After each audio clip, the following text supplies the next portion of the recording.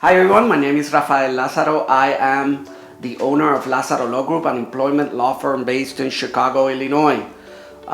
In this video, I will provide you 4 tips for when you are developing employee handbooks.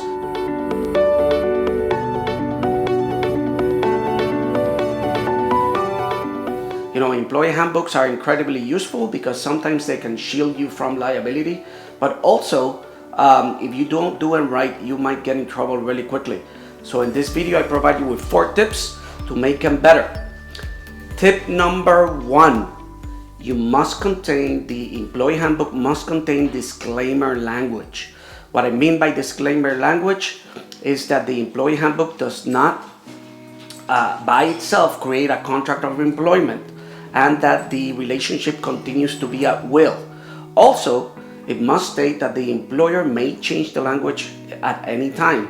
If you do not have that language in the employee handbook, that employee handbook in certain jurisdictions creates a contract of employment, and the employee can sue you because you didn't follow that language.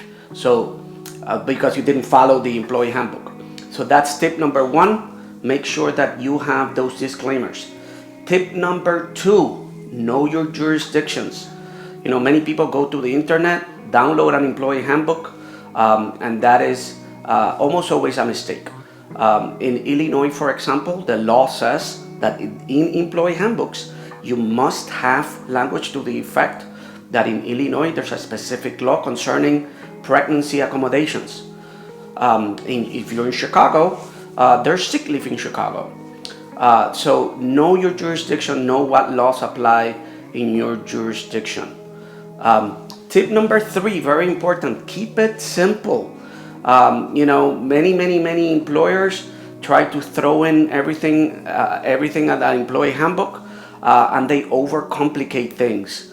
And that leads to tip number 4, which is, please keep it simple, because remember, once you have an employee handbook, you must follow it.